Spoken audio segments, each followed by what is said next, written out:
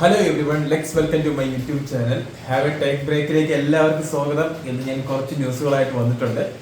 So കുറച്ചേ ഉള്ളൂ, ഒരു 4-5 മാക്സിമം അത്രയൊക്കെ. സോ നമുക്ക് ന്യൂസിലോട്ട് പോകാം. അങ്ങനെ നത്തിങ് ഫോൺസിൽ എല്ലാത്തിലും ആൻഡ്രോയിഡ് 16 അപ്ഡേറ്റ് വന്നിട്ടുണ്ട്. സോ നത്തിങ് ഫോണുകൾ യൂസ് ചെയ്യുന്ന എല്ലാവരും ഒന്ന് ചെക്ക് ചെയ്യുക. സോഫ്റ്റ്വെയർ അപ്ഡേറ്റ് വന്നിട്ടുണ്ടാവുന്നത് ആൻഡ്രോയിഡ് 16 വന്നിട്ടുണ്ട്. വന്നവരെല്ലാം അപ്ഡേറ്റ് ചെയ്യുക.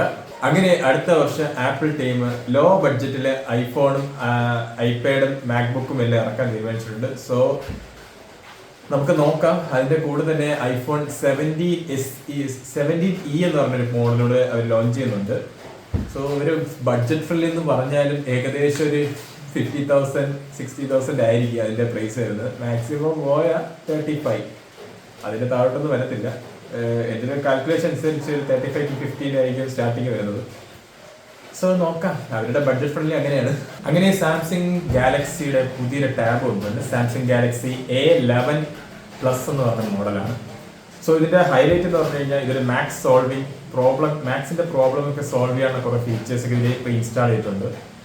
പിന്നെ ഉള്ള ഇതിന്റെ ഫീച്ചേഴ്സ് നോക്കിക്കഴിഞ്ഞാൽ ഇതിന്റെ MediaTekന്റെ 8775 എന്ന് പറഞ്ഞൊരു പ്രോസസ്സറാണ് വരുന്നത്.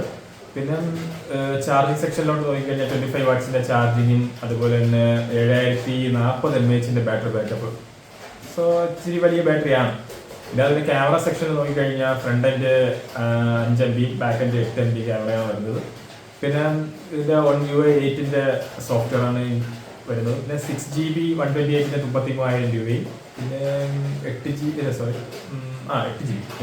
256ഉം 39,000 രൂപയാണ് വരുന്നത്.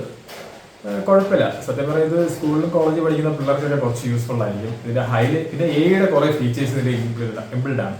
സോ നമ്മുടെ സാംസങ്ങിന്റെ സാധാരണ ഇപ്പോഴത്തെ എല്ലാ ഫോണുകളിലും എയുടെ ഫീച്ചേഴ്സ്, ആ ഫീച്ചേഴ്സൊക്കെ അതിൽ ഓൾറെഡി ഉണ്ട്.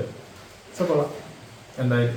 അങ്ങനെ ഹുവായി പുതിയൊരു വാച്ചുമായിട്ട് വരികയാണ്. വാച്ച് അൾട്ടിമേറ്റ് എന്ന് പറഞ്ഞ പുതിയൊരു സീരീസ് November 25 ലോഞ്ച് ചെയ്യുന്നത്. സോ അതിന്റെ ഫീച്ചേഴ്സ് നോക്കിക്കഴിഞ്ഞാൽ 1.5 ഇഞ്ചിന്റെ AMOLED ഡിസ്പ്ലേ ആണ് വരുന്നത്. 3500 നിറ്റ്സിന്റെ പീക്ക് ബ്രൈറ്റ്നസ് ആണ് വരുന്നത്. സോ അതിന്റെ ബാക്കി ഫീച്ചേഴ്സ് നോക്കിയാൽ ഹെൽത്ത് ട്രാക്ക്, SOS അങ്ങനെയുള്ള കുറെ ഫീച്ചേഴ്സുകളാണ് വരുന്നത്.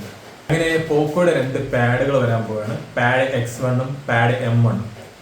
പാഡ് X1ന്റെ ഫീച്ചേഴ്സ് നോക്കിക്കഴിഞ്ഞാൽ 8850 mAh ബാറ്ററി ബാക്കപ്പ്, 45 വാട്ട്സിന്റെ ചാർജിങ് ആണ് വരുന്നത്. സ്നാപ്ഡ്രാഗൺ 7S Gen 3യുടെ പ്രോസസ്സറാണ് വരുന്നത്. നല്ല പ്രോസസ്സറാണ്.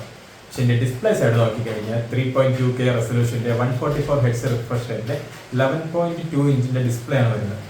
സോ ഡിസ്പ്ലേ അടിപൊളിയായിരിക്കും, കിടിലായിട്ട് സിനിമ ആണ്, അടിപൊളിയാണ്. പ്രൊസസ്സറൊക്കെ കൊള്ളാം, പക്ഷെ നമുക്ക് നല്ലൊരു സിനിമയൊക്കെ കാണാനും അല്ലാതെ പടം വരയ്ക്കാനും അങ്ങനെയൊക്കെയുള്ള കുറെ എക്സ്പീരിയൻസ് കിട്ടാൻ നല്ലൊരു ഡിസ്പ്ലേ ആയിരിക്കും. നല്ല സ്മൂത്ത് ആയിരിക്കും 144 Hz ഒക്കെ പറയുമ്പോൾ.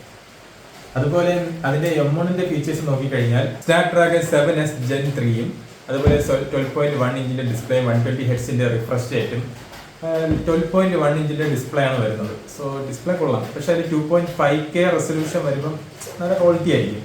M1 സീരീസ് X1 വരുന്ന 3.2 ആണെങ്കിൽ ഇതിൽ M1 വരുന്ന 2.5, അത്രയുള്ളൊരു വ്യത്യാസമേ വരുന്നുള്ളൂ. പിന്നെ ഉള്ളത് 33 വാട്ട്സിന്റെ ചാർജിങ് ആണ് വരുന്നത്. അത് കുഴപ്പമില്ല.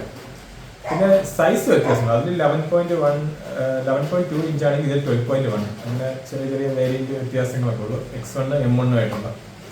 സോ November 26 ഇതിന്റെ ലോഞ്ചിങ് ആണ് ഇന്ത്യയിൽ.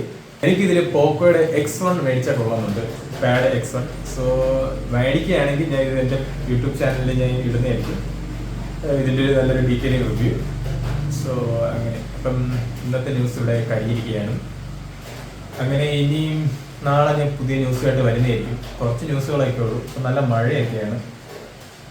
പിന്നെ വേറെ അങ്ങനെ പ്രത്യേകിച്ചൊന്നുമില്ല. അടുത്ത ന്യൂസുകളിൽ നമുക്ക് വീണ്ടും കാണാം. ബൈ.